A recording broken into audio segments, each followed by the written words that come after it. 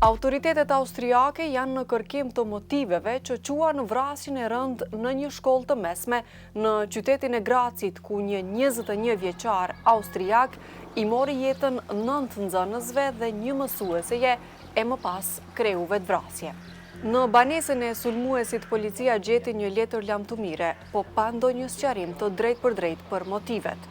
Disa media austriake raportojnë se ai kishte qenë viktimë e bullizmit gjatë shkollimit, ndërsa një nga klasat ku hapi zjarr kishte qenë dikur klasa ku ai kishte ndjekur mësimet.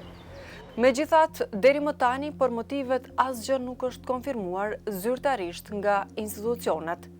Austria ka shpallur 3 ditëzie dhe janë anuluar aktivitetet publike.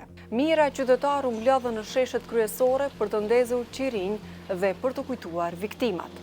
Në mesin e viktimave raportohet se është edhe një vajzë me prejardhje nga Kosova. Familjarët e saj dhe kryetari i komunës së Vitis, Sokol Haliti, kanë konfirmuar se bëhet fjalë për Lea Bajramin, një e mitur e lindur në Austri në vitin 2010.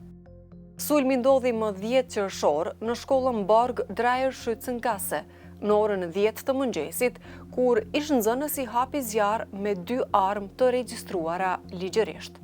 Ai vrau 9 persona në vend, ndërsa një tjetër vdiq më vonë në spital. Sulmuesi u gjeti vdekur në një nga tualetet e shkollës, duke rezultuar se kishte kryer vetvrasje. I tronditur, përfaqësuesi i nxënësve të shkollës, Enjo Resnik, tha se nxënësit janë të traumatizuar nga ngjarja.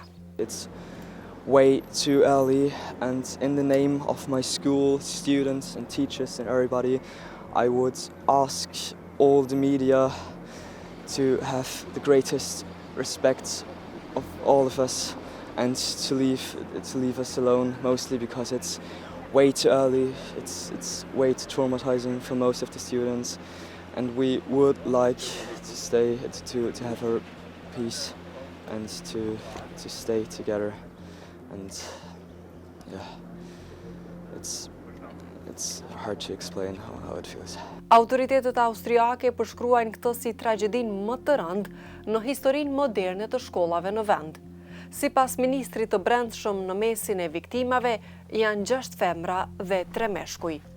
Kancelari Christian Stocker e quajti 10 qershorin një ditë të errët për Austrinë. Ngjarja ka shkaktuar reagime të shumta ndërkombëtare dhe solidaritet të gjerë, ndërsa Graci, qyteti me 300.000 banor, po përjeton dhimbjen më të madhe në historinë e vet të vonë.